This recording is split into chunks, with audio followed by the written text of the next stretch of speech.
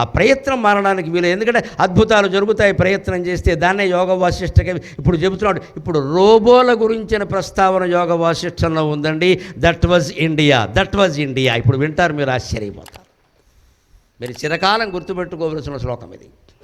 అచేతనోపి కురుతే కర్మ యంత్రపుమానపి, అచేతనోపి కురుతే కర్మ యంత్రపుమానపి, ఏవమాద్యాస్తధాన్యే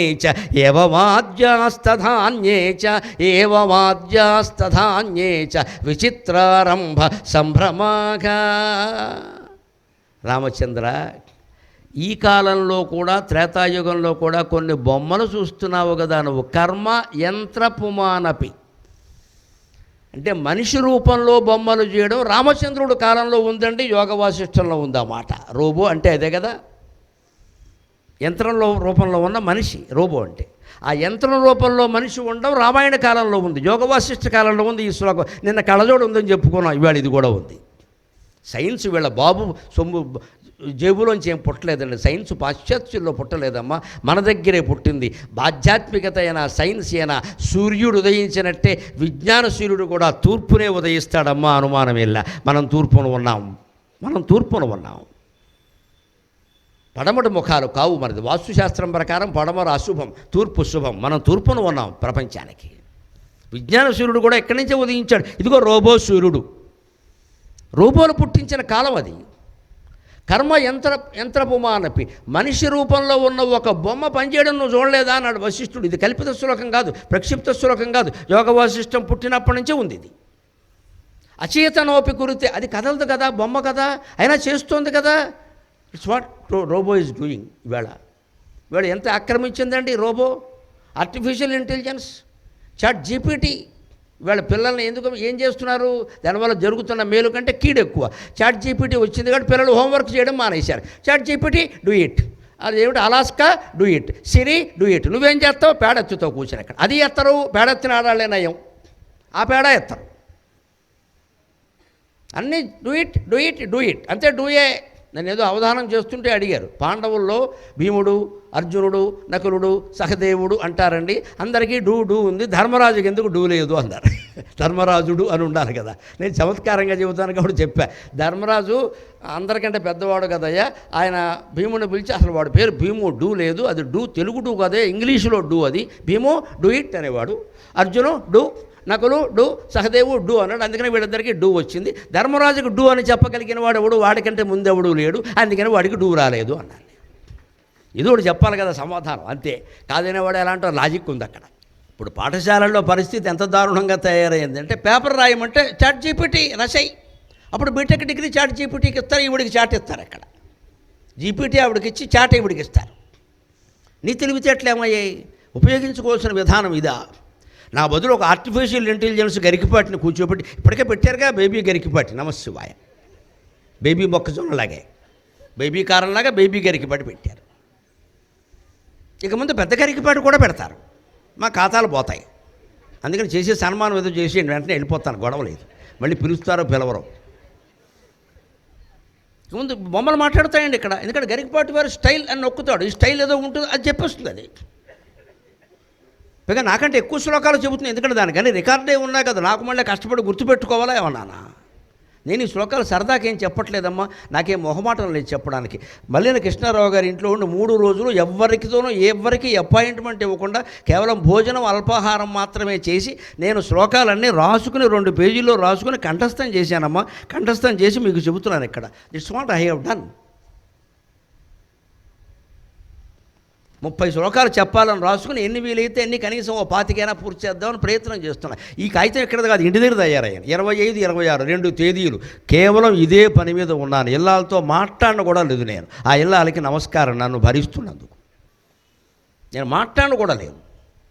నా పని నాది, నా కర్తవ్యం ఇది. వారు ఖర్చు పెట్టి తీసుకొచ్చారు ఇక్కడికి, ఇద్దరికి విమానంలో తీసుకొచ్చారు, మహారాజు సౌఖ్యాలన్నీ ఇచ్చారు. ఆ దంపతులు మమ్మల్ని దేవతల్లో చూస్తున్నారు.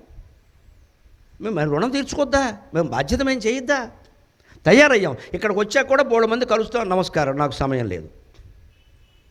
కలవకుండా పొద్దున్నల్లా కూర్చొని టిఫిన్ తినడం, తయారవడం, భోజనం చేయడం, తయారవడం, మధ్యాహ్నం అన్నం తిని పడుకోవడమే గంట. మిగిలిందా తయారయ్యే. ఇంత అవసరమా? ఏదో సోది మాటలు చెప్తే పోలేదా? ఇవాళ మాకున్న ఇమేజ్కి ఏం చెప్పినా పర్వాలేదండి. ఏం పడినా ఘంటసాల పాటే వింటారు అందరూ. కానీ తప్పమ్మా, అలా చేయకూడదు, భగవంతుడు క్షమించడు.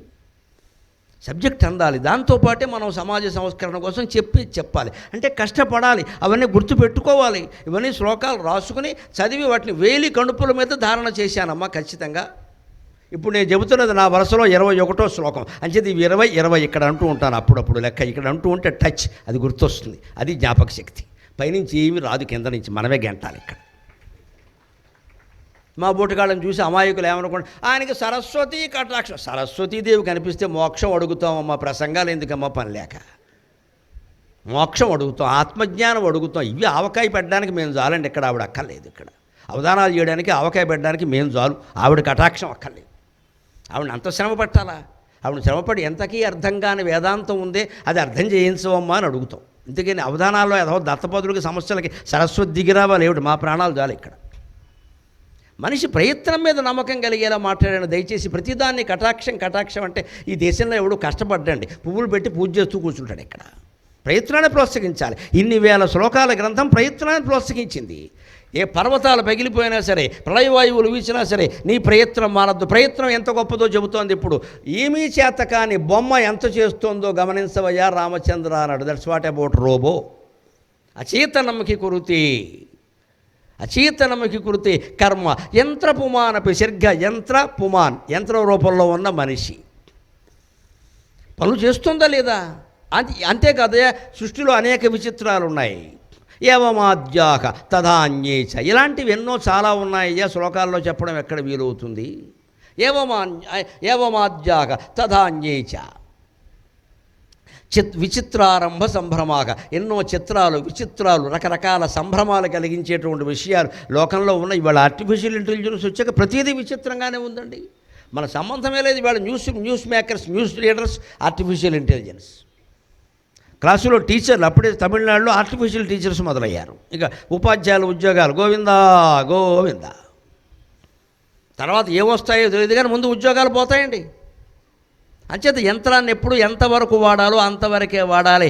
ఇవన్నీ చూశాక నాకు అనిపించే సాగర ఘోషలో ఓ పద్యం రాశా. మనిషి అంత తెలివైనవాడు కదా, ప్రయత్నం మానడు కదా, రోబోలు కనిపెట్టాడు కదా, చాట్ జీపీటీ కనిపెట్టాడు కదా, ఇన్ని రకాలు కనిపెట్టాడు కదా, ఒక్కదాన్ని కనిపెట్టలేకపోయాడే. మనుజుని బోలు యంత్రములు మానవ మేధను బోలు చిప్పలు జననము చావు గుర్చు కణజాలము జాతకమెల్ల చెప్పు లాంఛనములు పోగులు సకల శస్త్రములున్ కనుగొంద్రుగాని ఈ మనుజుడు మానవత్వమున మన్నెడు మంత్రము చెప్పరెవ్వరున్. అది జీవుడు ఆవేదన. సాగర ఘోష కావ్యంలో చెప్పాను నేను. మనుజుని బోలు యంత్రాలు అచ్చం మనిషిలాగా ఉండే రోబోలు కనిపెట్టారు కదా, మానవ మేధన బోలున చెప్పలు కనిపెట్టారు కదా. మా బతుకు చెప్పైపోయింది ఇక్కడ ఉద్యోగం లేక. జననము చావు గుర్చు కణజాలము, ఏటీసీజీ పోగులు, ఈ కణాలు ఇలా ఉంటే నీకు ఈ జబ్బు వస్తుంది, అలా ఉంటే ఇంకోటి వస్తుంది, మొత్తం మీద ఏదో జబ్బు వచ్చి పోవడం ఖాయం. ఇవన్నీ కనిపెట్టారు కదా. సకల లాంఛనములు జాతకమెల్ల చెప్పు లాంఛనములు, మొత్తం జన్యు ప్రక్రియ ద్వారా ఈవేళ వాడి జాతకం అంతా చెప్పేచ్చండి. తల్లి కడుపులో ఉండగానే చెప్పచ్చు. ఈ లాంఛనాలు పోగులు ఇన్ని కనిపెట్టారు కదా. ఈ మనిషి బుద్ధిని మానవత్వంతో మార్చే మంత్రం ఎవడైనా చెప్పాడా జాతికి? అది కనిపెడితే ఎంత బాగుండు. ఒక్క మంత్రంతో మొత్తం అందరినీ మార్చేవాళ్ళమే. ఒక్క మంత్రంతో ఆంధ్రప్రదేశ్ రాష్ట్రంలో తాగుళ్ళు లేకుండా చేసేవాడిని. నాకు మంత్రం వస్తే అంతే చేస్తాం. ముందు ఎవడు తాగకుండా చేస్తా లేదే. తాగుడు వల్లే అన్ని అనర్థాలు జరుగుతున్నాయమ్మా. దాన్ని మార్చాలి కదా. ప్రభుత్వాలే దాని మీద ఆధారపడ్డాయి. నమశివాయ. దాన్ని మార్చడం ఎవరు? ఆ బుద్ధిని మార్చేటువంటి యంత్రం ఏదన్నా వస్తే బాగుండు కదా. ఒక్కసారి ఆటోమేటిక్గా కరెంటులో ప్లగ్ పెట్టినట్టుగా, ఇప్పుడు సాకెట్లో ప్లగ్ పెట్టినట్టు వీడు బుర్ర కూడా తగిలించి బుద్ధి మార్చేసేవాళ్ళం కదా అనుకో. కుదరదే. ఆ మానవత్వం దాంట్లో కలిగించేటువంటి మంత్రం ఒకే ఒక్కటమ్మా. ఈ ఆధ్యాత్మిక ప్రవచనం ఒకటే. నేను చెప్పినా, నా సోదరులు చెప్పినా, ఇటువంటి ప్రవచనాలు ఈవేళ మార్చగలుగుతున్నాయి. మేము అదృష్టవంతులు. భగవంతుడు మా శరీరాన్ని వాడుకుంటున్నాడు, అందుకని మేము అదృష్టవంతులు. మేము ఆయన చేతుల్లో యంత్రాలము. మాకు ఆ శక్తి ఇచ్చాడు, వాడుకుంటున్నాడు ఆయన. అందుకని ప్రయత్నం ఎట్టి పరిస్థితుల్లో మానద్దు. ఇప్పుడు ముగింపుగా 2-3 శ్లోకాలు చెప్పుకుని మనం సెలవు తీసుకుందాం. సరిగ్గా ప్రాణం పోయేటప్పుడు జరిగేది ఏమిటో చెబుతున్నాడు ఇక్కడ. ఎందుకంటే అందరికీ వచ్చే స్థితి.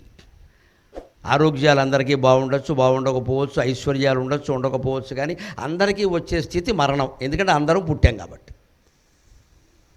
యదా నిర్వాపణం ప్రాణాత్యజతీదం శరీరకం తదానుభూయ తన్మాత్రై యాంతి వ్యోమని సంగమం. మనిషి చనిపోయేటప్పుడు జరిగే విచిత్రమైన పరిణామాన్ని గమనిద్దాం. దయచేసి అశుభంగా భావించొద్దు. ఇది విజ్ఞానం, ఇది మరణ విజ్ఞానం. ప్రసూతికి సంబంధించిన విజ్ఞానాన్ని డాక్టర్లు చెబుతారు. మరణానికి సంబంధించిన విజ్ఞానం వాళ్ళు చెప్పరు. వాళ్ళు చెప్పినా మనం చెప్పనియం, వినం. వైద్యశాస్త్రంలో అది కూడా ఉంటుంది. చెప్పరు, మనం అశుభంగా భావిస్తాం. ప్రసూతి విజ్ఞానాన్ని ఎంత చెప్పినా వింటాం. కానీ మరణ విజ్ఞానాన్ని అందిస్తుంది. ఏం జరుగుతుందో గమనించి, మీ బంధువులు ఎవరో పోయారు కదా, పోయాక కాదు, వీలైతే ఒకరోజు ముందు ఖచ్చితంగా పోతాడు అనగా వెళ్ళు. ఖచ్చితంగా పోతాడు అనగా వెళ్ళు. ఎందుకంటే పరిశీలించడానికి, ఏదో ఆక్షేపించడానికి కాదు. గురక పెడుతూ ఉంటాడు, దగ్గు వస్తూ ఉంటుంది, దగ్గర కూర్చో. మేనమామే కదా, పెత్తండరే కదా, ఏదో బంధుత్వం ఉంది కదా, కూర్చో. సేవ చేసే వంకను కొంచెం గమనించు. అది చెబుతున్నాడు ఇక్కడ. యదా నిర్వాపణం, ఆ నిర్వాణనం, ఆ నిర్వాణం అంటే వెళ్ళిపోవడం. ఆ నిర్వాణనం జరిగేటప్పుడు ప్రాణాహ త్యజంతీదం శరీరకం, ఈ శరీరాన్ని ప్రాణాలు వదిలిపెడతాయి. ప్రాణమే పోయింది. గమనించండి, అక్కడ కళ్ళు పనిచేయవు, చెవులు పనిచేయవు, ముక్కు పనిచేయదు, నోరు పనిచేయదు, పంచేంద్రియాల్లో ఏదీ పనిచేయదు. కానీ మనస్సు, ప్రాణం పనిచేస్తాయి. అందుకే డాక్టర్లు కోమాలోకి వెళ్ళినా కానీ మనిషి చనిపోయాడంటే ఒప్పుకోరు, ఇంకా బతికే అవకాశం ఉందంట.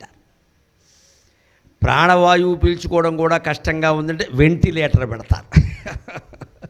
అది కూడా ఇంకా లాభం లేదే, ఎప్పుడు తీసేస్తే అప్పుడు పోతాడు అంటే పెద్ద కొడుకునో భార్యనో అడుగుతారు, తీసేయమంటావా ఉంచమంటావా. అంత ప్రయత్నం చేస్తున్నారు కదా వారు బతికించడం కోసం ఏదో. అంటే అప్పుడు మనం ఒక శాస్త్ర రహస్యం గమనించాలి. మనిషి పోయినప్పుడు ఇంద్రియాలు తమ శక్తుల్ని కోల్పోతాయి తప్పితే మనస్సు కానీ ప్రాణం కానీ పోదు, అది అక్కడే తిరుగుతూ ఉంటుంది. అది రహస్యం. ఇటీవల అమెరికాలో జెఫ్రీన్ అనేటువంటి ఒక డాక్టర్ గారు 25 ఏళ్లుగా ఒక సంస్థ పెట్టి పరిశోధన చేశాడు. పత్రికల్లో వచ్చింది. ఆయన ఏం పెట్టాడో తెలుసా? నియర్ డెత్ ఎక్స్పీరియన్స్ సొసైటీ, ఆ సంఘం పేరు అది. Near death experience society. ఆసన్న మరణ అనుభవాలు, మరణం ఆసన్నమైనప్పుడు అనుభవాలు. 50,000 మంది అనుభవాలు రికార్డు చేశారండి. వాడీళ్ళు బంగారంగాన. నేను పాశ్చాత్యులకు ఆ విషయంలో పాదాభివందనం చేస్తానమ్మా. పరిశోధన చేస్తే అలా చేస్తారు వాళ్ళు. తేల్చుకోవలసిందే అంతో దూరం, సంసారం కూడా వదిలేస్తాడు.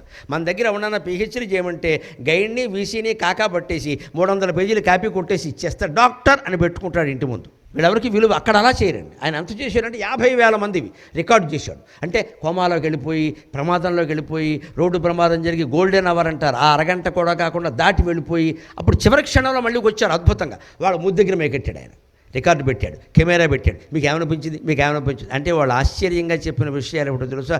ఒక్క విషయం ఇందులో కల్పన లేదండి. ఈనాడు పత్రికలో వచ్చిన విషయాలు నేను చెబుతున్నా, ఆంధ్రజ్యోతి పత్రికలో వచ్చిన విషయాలు నేను చెబుతున్నా. ఆ కటింగ్స్ నా దగ్గర ఉన్నాయి. వాళ్ళ తేలింది ఏమిటో తెలుసా? మాకు ఆ సమయంలో ఇక్కడే ఉన్నాం, అంతేకాదు వీళ్ళు అనుకుంటున్న మాటలు మాకు వినపడ్డాయన్నారు, జాగ్రత్తగా ఉండండి మనలో అన్నమాట. శవం మనస్సు అక్కడే ఉంటుంది, 10 రోజుల పాటు ఉంటుంది. గరుడ పురాణం, మన ధర్మశాస్త్రం ఇదివరకే చెప్పిన మాట ఇప్పుడు అమెరికా డాక్టర్ చెప్పాడు, అంతే తేడా. గరుడ పురాణంలో ఇవన్నీ ఉన్నాయి. మన మనస్సు అక్కడే ఉంటుంది. ఆ పోయినవాడు మనస్సు అక్కడే తిరుగుతూ ఉంటుంది. గొయ్యి గొయ్యి గొయ్యి, పెద్ద కొడుక దానం ఇస్తావా, ఇవా దిక్కుమాలిన వాడా, ఎందుకు ఇస్తావు, కొట్టేశావు, నువ్వు నీ పెళ్ళం కలిసి తిట్టుకుంటూ ఉంటుంది అది. కానీ దానికి నోరు లేదు, చెప్పదు. దానికి చెవులు లేవు, వీడి మాట వినపడదు. వీడంతా పోయాడు, ఎవడు పోలేదు, ప్రాణమే పోయింది. ప్రాణవాయువుతో కలిసి, శ్వాసతో కలిసి మనస్సు ఎక్కడ ఉంటుంది. వైద్యశాస్త్రంలో ఉన్న వాళ్ళకి చాలా బాగా తెలుసు. మనస్సు అంటే వాయువేనండి, ప్రాణవాయువే. ప్రాణవాయువు అన్నమయ కోశం, ప్రాణమయ కోశం, మనోమయ కోశం. లెక్క శాస్త్రం చెప్పింది ముందు శరీరం, దాని నుంచి ప్రాణమయ కోశం, దానికంటే పైది మనోమయ కోశం. ప్రాణం నుంచే మనస్సు ఏర్పడింది. ప్రాణము మనస్సు రెండు బయటికి ఎడతాయి, అక్కడే తిరుగుతూ ఉంటాయి. వీళ్ళందరూ అనుకునే మాటలన్నీ వింటుండే. పోయాడు కానీ నాకేం అట్టిపెట్ల, అది కూడా విన్నాడు వాడు, రేపొద్దున దెయ్యమే పట్టుకుంటాడు. అందుకే జాగ్రత్తగా ఉండాలి. పోయిన వాళ్ళ దగ్గర కూడా, ఉన్న వాళ్ళ దగ్గర ఎలాగో ఉండాలి. చెబుతున్నాడు ఇక్కడ, అక్కడే ఉంటాడు, ఎక్కడికి వెళ్ళడం. త్యజంతి ఇదం శరీరకం, దీన్ని విడిచిపెట్టి ఏం చేస్తారట, అక్కడి నుంచి మరో జన్మకి పునాది పడాలి. ఏదో 10 రోజుల్లో పడుతుంది. బ్రాహ్మణులు చేసే ప్రక్రియ ఎంత పవిత్రమైంది, ఎంత శాస్త్రీయమైంది అంటే అక్కడ పోయేది ఒకటే ప్రాణం. ఇంకో ప్రాణం శవాన్ని అంటిపెట్టుకుని ఉంటుంది, దహనవప్పుడు పోతుంది. ఇంకో ప్రాణం పెద్ద కొడుకును పట్టుకుని ఉంటుంది. ఇంకో ప్రాణం శ్మశానానికి ఇంటికి మధ్యలో షటిల్ సర్వీస్ చేస్తూ ఉంటుంది. ఒక ప్రాణం వాస్తవంగా ప్రాణం ఎక్కడ పోయిందో అక్కడ ఉంటుంది. రెండో ప్రాణం శవాన్ని దించి ఎక్కడ పడుకోబెట్టారో అక్కడ ఉంటుంది. ఇలా పంచప్రాణాలు 10 రోజుల పాటు అక్కడే తిరుగుతూ ఉంటాయి. 10వ రోజున ధర్మోదకాలు అనే పేరు మీద దగ్గర బంధువుల్ని, దూరం బంధువులను అందరినీ పిలిపించి కొడుకుల్ని, కోడల్ని నువ్వుల నీళ్లు వదలమంటారు, మిగిలిన వాళ్ళని ఒట్టి నీళ్లు వదలమంటారు. తిలోదకాలు, జలోదకాలు, ఇదంతా పక్కా శాస్త్రీయం. అప్పుడు బ్రాహ్మణులు తమ మంత్రాల ద్వారా ఆ 5 ప్రాణాలని ఒక చోటుకి తీసుకొచ్చి ఒక్కసారిగా నీళ్లలో వదిలిపెడితే ఆ జీవుడికి అర్థమవుతుంది, ఇక నాకు నీళ్ల రుణం తీరిపోయింది అని. ఇదంతా శాస్త్రీయమైన ప్రక్రియ, ఇందులో రవ్వంత అనుమానం లేదు. ఇది మనం చేసి తీరవలసిందే, చెయ్యకపోతే మహాపాపం. ఇది అనుభూతి చెందుతూ చేయాలి. గరుడ పురాణంలో చెబుతాడు ఓ మాట, ఆ పెద్ద కొడుకు నీళ్లు పోస్తూ అంటున్నట్ట, తండ్రి నీకు నేను ఏం చేశానో తెలియదయ్యా, ఈవేళ 10వ రోజు, ఈ నీళ్లు తర్వాత ఇంక నేను చేసేది ఉంది, వీటితోనే స్నానం చేయి, వీటితోనే దాహం తీర్చుకో, వీటితోనే నీ అవసరాలన్నీ తీర్చుకో, ఈ దోషుడు నీళ్లు తప్ప నీకేనేమీ ఇయ్యలేను అని మహాకవిత్వం చెబుతాడండి గరుడ పురాణంలో పెద్ద కొడుకు. పురాణం అంటే అలాగా, అది కవిత్వం. మీకు వినాలనుంటే నేను వరంగల్లో 2 రోజుల పాటు గరుడ పురాణం మీదే మాట్లాడానమ్మా. 5 గంటల పాటు మాట్లాడాను. మా శ్రీ గరికపాటి నరసింహరావు అఫీషియల్ అనే యూట్యూబ్ ఛానల్లో గరుడ పురాణం అని నొక్కండి, మీకు 5 గంటల ప్రసంగాలు దొరుకుతాయి. వినండి. వినడం అశుభం అనుకోకండి, గొప్ప జ్ఞానం కలుగుతుంది దానివల్ల. అది గరుత్మంతుడికి విష్ణువు స్వయంగా చెప్పిన పురాణం. ఆ పురాణం వింటే అశుభం జరగడం ఏంటండి, అర్థం లేని విషయం. అది వింటేనే తెలుసు. అది మళ్ళీ ఇక్కడ చెబుతున్నాడు. నేను దాంతోనే ముగించదలుచుకున్న, అనుమానం వెళ్ళా, మరణంతో మొదలెట్టే మరణంతోనే ముగిస్తా, లేకపోతే జ్ఞానం రాదు ఎవడికి. అందుకని ప్రాణాలు వదిలిపెడతాయి నిజమే, అవి ఏమవుతాయి తర్వాత అక్కడ తిరుగుతాయి. 10 రోజులు అక్కడ తిరుగుతాయి. 10 రోజులు అయిపోయిన తర్వాత ఏం చేస్తుంది, అది ఇక్కడ చెబుతున్నాడు. ఇక్కడ తదనుభూయ తన్మాత్రై యాంతి వ్యోమని సంగమం. అక్కడ ఈ ప్రాణము మనస్సు కలిసి ఏం చేస్తాయంటే ఈ 10 రోజుల తర్వాత ఏ జన్మెత్తాలని ప్లాన్ చేసుకుంటాయి. అది ప్రణాళిక. కళ్ళు ఉండవు, చెవులు ఉండవు, ఏ ఇంద్రియాలు ఉండవు, మనస్సు ఉంది. మనస్సు చాలు. మనస్సుతో మనం కలగంటలేదా? ఏమీ లేకుండా సోఫాలో కూర్చొని 100 యుద్ధాలు చేయట్లా మనసులో, బీపీ రావట్లా, అంతే మనస్సు చేస్తుంది. ఏ జన్మ వస్తుందో తెలుసా? ఈ శరీరం విడిచిపెట్టేటప్పుడు దేన్ని స్మరించాడో ఆ జన్మ వస్తుంది. అందుకని కుక్కల గురించి మాట్లాడుకున్నాను, కుక్కల గురించి భయపడ్డాను, కుక్కల రెండింటిని కొట్టి చంపేశాను కూడాను, ఏమిటో ఏమిటో ఏమిటో అనుకుంటాడు. వీడు కుక్కే పుట్టడం ఖాయం. కాకపోతే పుట్టే వరకు ఏమవుతాడో అది కూడా చెబుతా, దయచేసి భయపడద్దు, ఉన్న విషయం చెప్పాలి. వీడు కుక్కగా పుట్టదలుచుకున్నాడు. వీడికి తల్లిగా పుట్టే కుక్క పుట్ల, దాన్ని శాస్త్రీయంగా వివాహం చేసుకునే తండ్రి కుక్క కూడా పుట్ల. కాబట్టి వీడు పుట్టడానికి లేదు. అందుకని ఆ తండ్రి కుక్క తల్లి కుక్క పుట్టే వరకు వీడు ఎక్కడో తిరుగుతూ ఉంటాడు. వాడికి 2 అపార్ట్మెంట్లు ఇచ్చాడు దేవుడు, వేప చెట్టు ఒకటి, చింత చెట్టు ఒకటి. ఇది వాస్తవం. అందుకే వేప చెట్టు కింద పడుకోకూడదు, చింత చెట్టు కింద పడుకోకూడదు. ఏం జరుగుతుందో కాదు, ఏమో రావచ్చు పైనుంచి, ఆవిడ చెప్తాడు. వాటికి 2 అపార్ట్మెంట్ డబుల్ బెడ్రూమ్ హౌసులు ఇచ్చారండి. వాటికి కూడా భగవంతుడు ఎవరికి అన్యాయం చేయడు. ఈ ఆత్మహత్యలు చేసుకున్న గ్యాంగ్ అంతా అక్కడ చేరతారు. ఎందుకంటే వీడు చేసేసుకున్నాడు. వీడు తర్వాత ఏదో ఇంకో మహారాజుగా పుట్టారు. వీడికి తండ్రి మహారాజే పుట్టలేదు, వీడు ఎలా పుడతాడు? వాడు పుట్టే వరకు వీడు చింత చెట్టు పట్టుకు ఆడవలసిందే, వేప చెట్టు పట్టుకు ఆడవలసిందే. ఈ 2 అపార్ట్మెంట్లు ఇచ్చారు. మామిడి చెట్టును రావి చెట్టు ఇవ్వాలి, అవి దేవుడికి ఇచ్చారు, ఇవి దెయ్యాలకి ఇచ్చారు. అంటే మన సంస్కృతిలో దేవుళ్ళని దెయ్యాలని కూడా సమానంగా వసతి కల్పించి ఉచిత వసతి పథకం ఇచ్చి గౌరవించారు. ఏమి తేడా ఉండదు. దేవుడు ఎంతో దెయ్యం అంతే తీసుకో. దేవుడు అసలు భాష ప్రకారం చెప్పాలంటే తెలుగు మాస్టర్కి చాలామంది తెలుసు, దైవం ప్రకృతి, దయ్యం వికృతి. ప్రకృతి వికృతి, దైవమో దయ్యమో అది వికృతి. అది భారతంలో చాలా చోట్ల తిక్కన గారు ఇది దైవము కల్పించినోడికి దయ్యం ఇట్లు చేసాను అన్నాడు. మాకు చదివితే విచిత్రంగా ఉంటుంది. దయ్యం అంటే దేవుడు, అక్కడ దయ్యం ఇట్లు చేసిన ఏమి చేయగలమో అన్నాడు. దయ్యం అంటే దైవం అంటే తేడా ఏం చూపించలేదండి. పితృకర్మకి పెళ్లికి తేడా ఏం లేదమ్మా. కుడి చేయి ఎడం చేయి తేడా. అశుభం శుభాల గురించి మాట్లాడద్దు. ఈవేళ మనం కర్మకాండలో పాల్గొనొచ్చు, రేపు హాయిగా కూతురికి పెళ్లి చేయొచ్చు. ఏమైనా జరిగితే నాది పూచి ఆ పాపను నాకు ఇవ్వండి. దయచేసి సంస్కృతిని అవమానించకండి, సంస్కృతిని అవమానించకండి. ఇవాళ శవం వద్దామంటే మనిషి లేడు, రమ్మంటే చూడడానికి కూడా రారు. మా ఇంట్లో కోడలు నీళ్ళు వేసుకుందండి, కూతురు ఏదో చేసి అధవ మాటలన్నీ చెప్పడం ఎక్కడ. అవతల వాడు పోయి ఏడుస్తున్నారు, ఆ శవాన్ని మొయ్యడం కంటే పుణ్యం ఉంటుందండి. అటువంటి కార్యానికి వెళ్ళి ఆ పితృకార్యంలో వారికి సహాయం చేస్తే మన వంశం వృద్ధి అవుతుందమ్మా, మన ఇంట్లో శుభాలన్నీ జరుగుతాయి. దయచేసి సహకరించండి. గరుడ పురాణంలో చెప్పిన మాట నా కోసం నేను చెప్పట్లా. మరణాన్ని ఎప్పుడూ అశుభంగా భావించకుండా, అదొక పరిణామం అంతే. పెళ్ళి ఎంతో అది అంతే, పుట్టడం ఎంతో అది అంతే, అదొక పరిణామం. అది అశుభమని మీరు పేరెడితే అలాగా, దాన్ని ఎక్కడా అశుభమని అనలేదు, అదో పరిణామం. అక్కడ వాడు ఏం చేస్తాడు, కుక్కగానో నక్కగానో మహారాజుగానో మహారాణిగానో పుట్టాలి కదా, ఆ కలగంటూ ఉంటాడు వాడు, నేను అలా పుట్టాలి కదా. వాళ్ళు అక్కడ ఆ దంపతులు పెళ్ళవడమో ఏదో జరిగాక ఆ తండ్రి ద్వారా ఆ తల్లి గర్భంలో పడతాడు. ముందు తండ్రి నెత్తి మీద తిరుగుతాడు. పిల్లలు గమనించండి దయచేసి, ఆడవాళ్ళని గొడ్రాళ్ళు అనడానికి శాస్త్రం అంగీకరించదండి. మన పెత్తనం కొద్దీ అంటున్నాం. సంతానం లేకపోవడానికి మొదటి కారణం మగవాడే. యోగం ప్రకారం, నేను వైద్యశాస్త్రం ప్రకారం నేను చెప్పట్ల, యోగం ప్రకారం మొదట పుట్టవలసిన జీవుడు తండ్రి నెత్తి మీద తిరుగుతాడు. వీడు ఎప్పుడు మంచినీళ్ళు తాగుతాడో దాని ద్వారా లోపల ప్రవేశిద్దామా అని చూస్తాడు. వీడు మామూలుగా ఫిల్టర్ వాటర్ తాగితే ఫిల్టర్ వాటర్ తాగేవాడే పుడతాడు, ఇంకేదైనా బ్రాందీ విస్కీలు తాగేవాడు కూడా పుడతాడు. అలా కాకుండా వీడు తీర్థయాత్రలు చేసి గంగానది తీరం, గంగానది ఉదకం, యమునా నది ఉదకం, గోదావరి ఉదకం సేవిస్తే పవిత్రమైన మానవులు పుడతారు. అందుకే కొత్తగా పెళ్ళి అయిన వాళ్ళు హనీమూన్ యాత్ర కాదు చేయవలసింది, తీర్థయాత్ర చెయ్యాలి.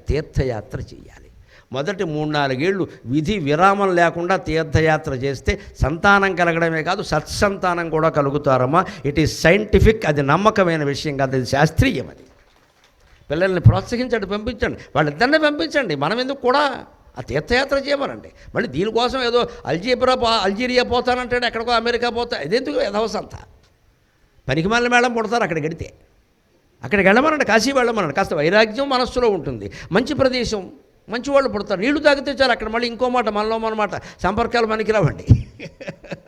పురుషుడికి అది, ఆ నీళ్లు ముందు పురుషుడు తాగాలి. ఆ పురుషుడు శరీరంలో జీవుడు ప్రవేశిస్తాడు, తర్వాత పురుషుడు ద్వారా స్త్రీలు ప్రవేశిస్తాడు, గర్భం ధరిస్తుంది. మంచివాడు పుడతాడు, ఒక మార్కండేయుడు పుడతాడు, ఒక వశిష్ఠుడు పుడతాడు, ఒక అగస్త్యుడు పుడతాడు. ఈ విధ కుక్కమూతి పెందెలు మనకెందుకండి? ఇక్కడ ఇంట్లో కూర్చుంటే వీళ్ళే పుడతారు. ఇక్కడ తీర్థయాత్రలు చేయాలి, కొత్త దంపతులు చేయాలి. 70 ఏళ్ళు వచ్చాక కాళ్ళు చాపేసుకుని అదే వీల్ చైర్లో కూర్చొని చేస్తారు. ఇక్కడ పనికి మనం తెద్దినం అంటారు దీన్ని. వీల్ చైర్లో కూర్చొని పనిపిస్తే వీలైన చైర్లో ఇంట్లోనే కూర్చొని, నీకు విమానం ఎందుకు పని లేక, అప్పుడు ఎడతారు యాత్రలకి, పని ఏం లేక, కొత్త వాళ్ళే వెళ్ళాలి. అలా చేస్తే నీకు ప్రాణం పోయే విషయం. వీళ్ళు తన్మాత్రై యాంతి సంగమం, ఆ పంచతన్మాత్రలు శబ్దస్పరిశ రూపరస గంధాలు, వాటిని గురించి అతను కలగని ఆ కళ రూపం ధరించి మరో జన్మ ఎత్తుతాడయ్యా. అందుకని చేయవలసిన పని ఏమిటో తెలుసుకుని 5 నిమిషాల్లో మనం సెలవు తీసుకుందాం. ముహూర్తమేవ నిర్వాణం యది చేతః పరే పదే, ముహూర్తమేవ నిర్వాణం యది చేతః పరే పదే, తత్తత్పరిణతం విద్ధి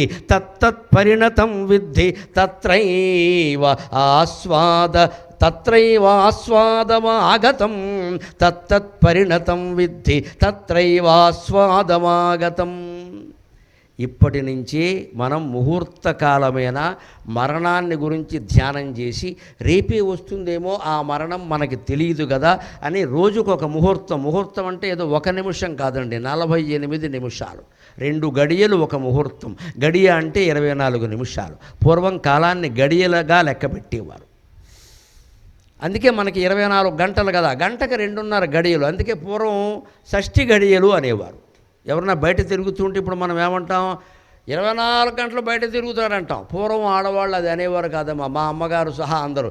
షష్ఠి గడియలు బయటే తిరుగుతాడు, ఇంట్లోనే ఉండడు. ఈ షష్ఠి ఏంటంటే 60, షష్ఠి పూర్తిలో షష్ఠి 60 గడియలంటే 24 గంటలు లెక్క. గంటకి 2.5 గడియలంటే గడియకి 24 నిమిషాలు. ముహూర్తం అంటే 2 గడియలు. పెళ్ళికి ముహూర్తం పెట్టారంటే అర్థం ఏంటంటే ఈ 48 నిమిషాల్లోనే జీలకర్ర బెల్లం పెట్టడం, తాళిబొట్టు కట్టడం, తలంబ్రాలు లాంటి ముఖ్యమైన ప్రక్రియలు అవ్వాలి. ఆ 48 నిమిషాల గ్యాప్లో అయిపోతే సరిపోతుంది. అది ముహూర్తంతో మొదలవుతుంది. 8:57 రాత్రి అంటే 8:57కి జీలకర్ర బెల్లం పెట్టించి అక్కడి నుంచి 48 నిమిషాలంటే ఒక 45 నిమిషాలు వేసుకోండి సుమారుగా మనకి. ఆలోగా తాళిబొట్టు కట్టడం, తలంబరాలు పోయడం లాంటివి అయిపోతే మిగిలినవి ఏదో అరదాగా అష్టాచమ్మ ఆడుకునేవి జీవితాంతం ఆడుకోవచ్చు. ఇక్కడ ముహూర్తం అంటే ఇది. అందుకని ఈ ముహూర్తమేవ నిర్వాణం, ఆ 48 నిమిషాలు మీరు ఇంట్లో కూర్చొని ధ్యానం చేయలేరా అంటున్నాడు వశిష్ఠుడు. చేత ఎది చేత పదే పదే, నీ మనస్సుని పరమపదంలో ఒక 48 నిమిషాలు, 48 అని లెక్క పెట్టకండి, ఒక అరగంట గంట లగ్నం చేయలేరా? ఆ మాత్రం సాధ్యం కదా. నేను ఎందుకే చెప్పా, పొద్దున్న అరగంట సాయంత్రం అరగంట విభాగం చేయండి. సెల్ ఫోన్ అలారం పెట్టుకోండి, ఫోన్లు మాట్లాడకండి, టీవీ చూడకండి, ఏమీ చూడకండి, ఎవరి దగ్గర ఓ మూల కూర్చోండి, ధ్యానం చేయండి. ముందు నామస్మరణతో మొదలుపెట్టండి, క్రమంగా ఆ నామానికి చివర ఉండే ధ్వనితో ఆ ధ్వని మీదకి దృష్టి కేంద్రీకరించండి. నెలలు గడిచిన కొద్దీ సాగుతుంది అనుమానం ఎలా. అది ఎలా చేయాలి? శంకరాచార్య వేదాంత నిర్ణయంలో చెబుతారు. సుప్తే రుత్థాయ సుప్త్యంతే బ్రహ్మైక్యం చింత్యతాం పరం నాతి దూరే నృణాం మృత్యు ఇది వేదాంతడిండిమఖ అంటాడు ఆయన. ధ్యానం కానీ నామస్మరణ కానీ ఎలా ఉండాలి అంటే, ముహూర్తకాలం ఏమిటయ్యా యోగ వాసిష్టంలో చెబుతారు, అంతకంటే వీలు కాదని నేను అలా చెప్పను అన్నాడు శంకరాచార్య. ఆయన ఏమంటాడంటే, సుప్తిరుత్థాయ సుప్త్యంతం, నీకు నిజంగా జ్ఞానం పొందాలనుంటే, అంతర్ముఖుడు అవ్వాలనుంటే, మోక్షం పొందాలనుంటే, లేచింది మొదలు నిద్రపోయే వరకు అదే ధ్యానం చేయి. ఇంతకంటే గొప్ప పని ఏమిటి అన్నాడు ఆయన. ఎందుకని చెయ్యాలి? కారణం చెబుతున్నారు ఆయన. బ్రహ్మైక్యం చింత్యతాం గతం, జీవబ్రహ్మైక్యాన్ని గురించి చింతించు. ఎందుకు అంటే, నాతి దూరే నృణాం మృత్యు, మృత్యు ఏమైనా దగ్గర దూరంగా ఉందనుకుంటున్నావా? రేపు పొద్దున రావచ్చు, ఎవడు చెబుతాడు ఇక్కడ.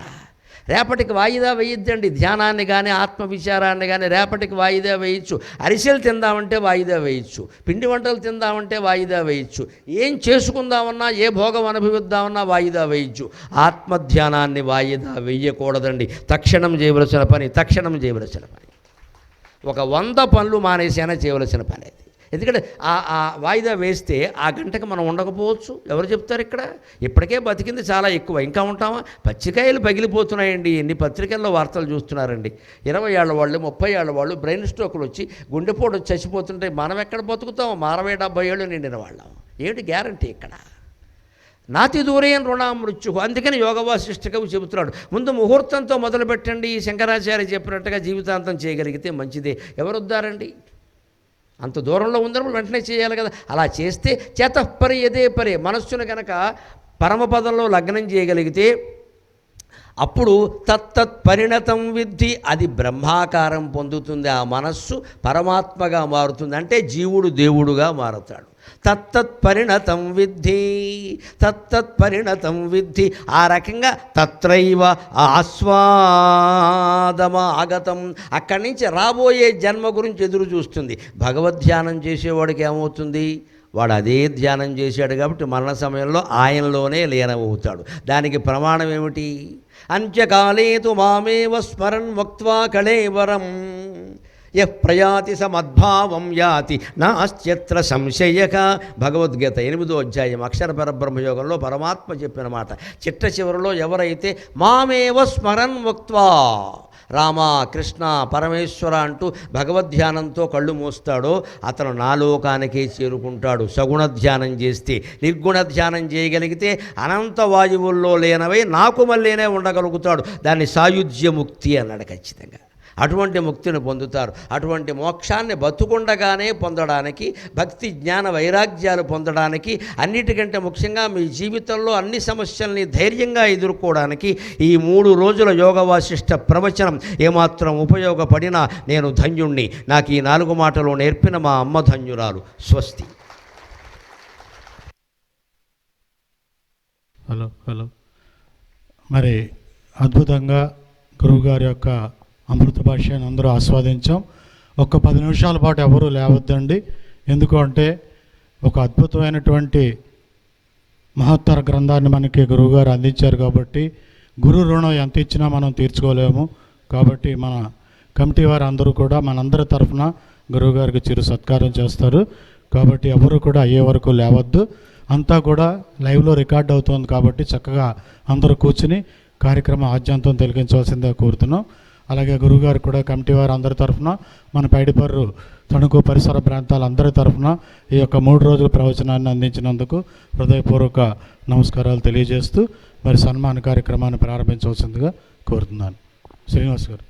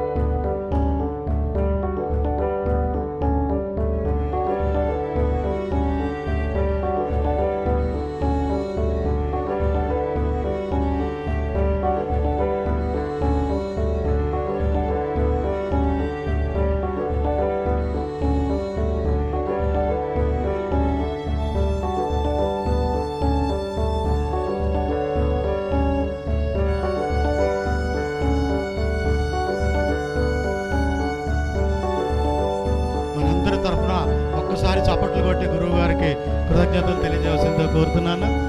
ఎందుకంటే అంతకన్నా మనం వారికి ఏమీ ఇవ్వలేము. సో కాబట్టి గురువు గారిని సవినయంగా చివరికి వెళ్ళే వరకు